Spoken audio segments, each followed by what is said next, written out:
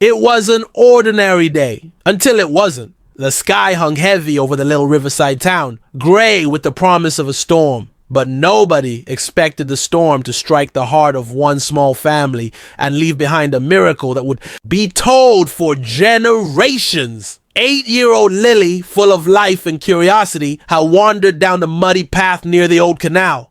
Her pink jacket stood out against the bleakness of the day like a flower blooming in fog. And close behind her, never more than a few steps away, padded Max, a majestic German shepherd with a gaze that seemed to read minds and a loyalty that no force on earth could shatter. She was his whole world. It happened in a heartbeat. The soft ground gave way beneath Lily's feet. She tumbled, flailing into the rushing brown water. One moment she was there. The next she was a splash, a scream, and then silence. Max didn't hesitate. He didn't bark, didn't look around for help. He dove. Like a bullet through water, he swam with urgency only love could create. He reached her just as her small body was about to disappear into the shadows of the tunnel. Her eyes were closed. Her limbs floated helplessly. With his jaws, he caught her jacket, careful not to hurt her, and fought against the current with every last bit of strength. People arrived. Neighbors shouting, splashing into the shallows, but Max had already done the impossible. He pulled Lily to safety, collapsed beside her, and nudged her gently, whining, licking her face. She wasn't breathing. One man knelt and began CPR. Time slowed. The world narrowed to the rise and fall of compressions, the whisper of hope in every breath. Then, a cough, a weak cry, a miracle. Lily lived, but the story didn't end there. They rushed her to the hospital, sirens cutting through the quiet evening. Doctors and nurses crowded around her in a flurry of motion. IVs, monitors, oxygen. But after the initial relief, panic returned. Something wasn't right. Her vitals were erratic. Her lungs weren't responding to treatment the way they should.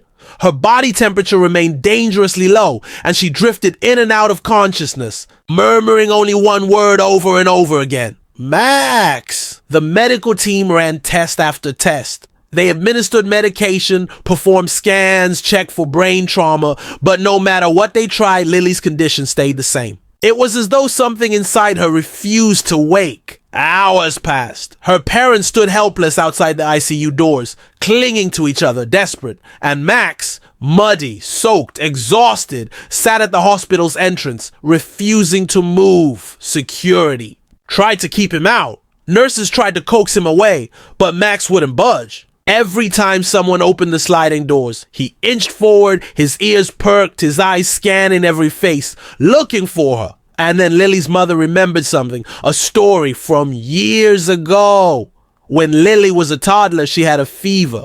That wouldn't break. Nothing worked until Max lay beside her crib, curling around her like a warm blanket. The fever vanished overnight. I need him in there, she whispered, voice trembling. At first, the hospital staff refused, but the attending doctor, watching the monitors flatline in frustration, finally said, "Bring the dog." Max was led into the ICU. Lily lay still, pale as snow.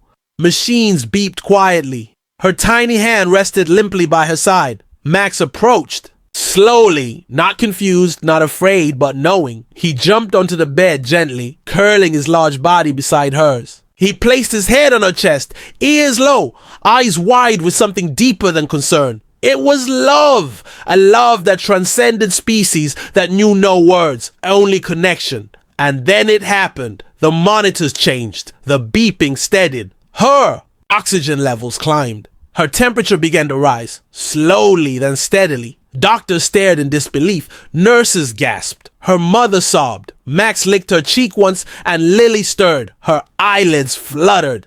"Max," she whispered. Gasps filled the room. Lily was awake. Doctors had no explanation. They called it canine-assisted recovery. They theorized it was the warmth, the calming effect, the familiarity. But the truth was, none of them could really explain it. Lily recovered in record time, and every step of the way, Max was there, watching her like the guardian spirit he truly was. Weeks later, the story made headlines worldwide. News outlets dubbed Max the miracle dog.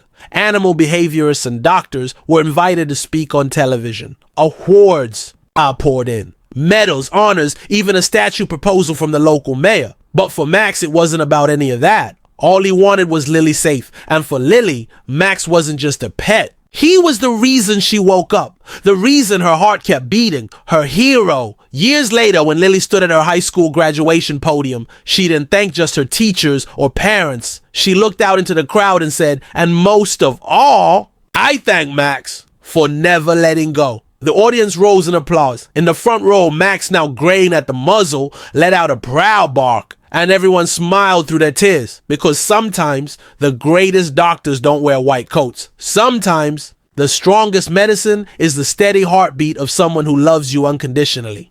If this story moved you, if Max reminded you of your own beloved pet or brought back a moment you'll never forget, please leave a comment below. Tell us about your animal hero. Your story might be the next one we feature. Subscribe to Pawsitive Tales for more true, heart-melting stories like this one. Hit like, tap the bell, and become part of a growing community that celebrates loyalty, bravery, and the magic that lives in every paw print.